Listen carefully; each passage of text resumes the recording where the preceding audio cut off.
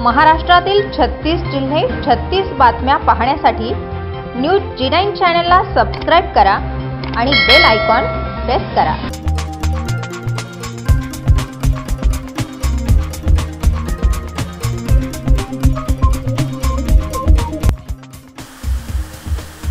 अवामी विकार पार्टी नाशिक शहराध्यक्ष यांच्या घरी हल्ला। 363 व पोस्को गुन्ह्यात आरोपी यांच्या नातेवाईकांनी हल्ला केल्याची घटना समोर आली। सरफराज पठाण यांची भाची होती। मुलगी म्हणून आरोपी यांच्या नातेवाईकांनी पठाण यांच्यावर दबाव आणला। तू फिर्यादी यांना सांग FIR परत घेण्यासाठी, पण असा होऊ शकत नाही, पठाण यांना समजून सांगितलं। आरोपी यांचे नातेवाईक समाधानी झाले नाही म्हणून नातेवाईकांनी पठाण यांचे राहते घरी 5 ते 6 मुले आणि 5 ते 6 महिला घेऊन हल्ला केले।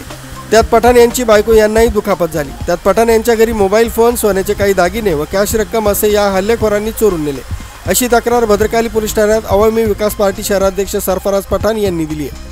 पाहूया आमच्या प्रतिनिधीशी बोलताना काय बोलले सरफराज पठाण। अवामी विकास पार्टी का नासिक शहर अध्यक्ष हूँ। अभी हम लोग भद्रकाली पुलिस स्टेशन को एक तकरार अर्ज देने के लिए आए थे। ये तकरार अर्ज मेरे हाथ में है। एक्चुअली ये मैटर है FIR का। इसमें कलम है 452, 395, 34। ये एक बड़ी कॉन्फ्रेंसिंग करके मेरे घर पे कुछ लोग मेरे ऊपर दबाव बना के FIR पीछे लेने की साजिश कर रहे थे और FIR ना पीछे लेने की वजह से मेरे घर पे आके हल्ला किए, जिसमें मेरा मोबाइल, मेरी औरत के कान के दागिने और कुछ कैश घर से ये लोगों ने लूट के लेके गए। ये घटना कल घड़ी थी और इसकी तकरार मैंने 112 पे और स्थानीय पुलिस स्टेशन के सीनियर PI उनको दिया था। ये घटना घटने का कारण है, कुछ दिन पहले भद्रकाली पुलिस स्टेशन के हद्दी से एक नाबालिग बच्ची को एक लड़का लेके भाग गया। उसकी तकरार भद्रकाली पुलिस स्टेशन में FIR के ज़रिए से दी गई थी। उस FIR में जो लड़का आरोपी था वो लड़की को छोड़ के भाग गया था। आज 3 से 4 दिन, ज़्यादा 4-5 दिन हो गए कुछ, वो लड़का अभी तक हाथ में लगा नहीं पुलिस हो गए।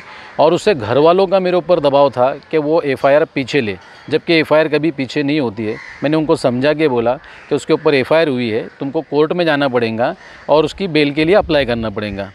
लेकिन ये लोग मेरे ऊपर दबाव बना रहे थे, प्रेशर बना रहे थे। और जब मैंने उनको बोला कि FIR पीछे नहीं होंगी, तो उन्होंने 4 औरतें और 7 लड़कों का ऐसा ग्रुप लेके मेरे घर पे अचानक एंट्री किए। उस हिसाब से 452 का सेक्शन उनके ऊपर लगता है, जो मेरे घर में बेकायदेशी घुसे। और उसके बाद टीवी के पास में मेरे औरत के कान के झुमके थे, जो रात में सोते टाइम उसने उतार के रखी थी।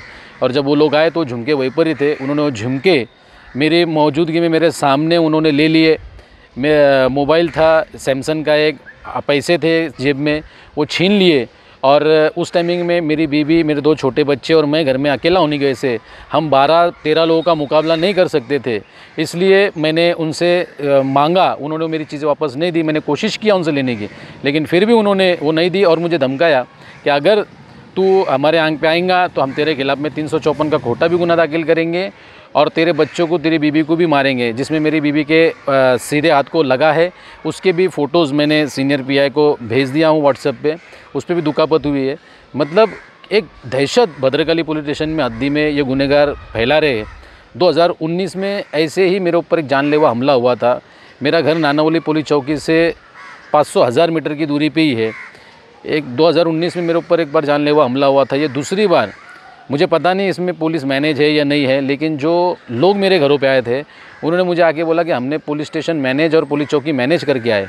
मैंने तुरंत 112 पे कॉल किया। थोड़ी देर के बाद पुलिस आई, लेकिन किसी ने पुलिस के हाथ में कोई पकड़े नहीं गए वहाँ पर, ना ही किसको अरेस्ट किया गया। वो वहाँ से पुलिस के सामने चले गए, मेरे साथ गाली गलौज, झगड़ा, ये वो लूट भी किए। उसमें मेरा मोबाइल, पैसे और दागिना जो गया, उसकी भी मैंने वहाँ पर बोला कि मेरी ये चीज़ें इनमें से एक ने लूट लिया, लेकिन वो पुलिस के हत्थे नहीं लगा। स्पॉट से वो फ़रार हो गए। 112 की टीम वहाँ पर पहुँची, लेकिन उनके हाथ में भी वो लोग नहीं लगे।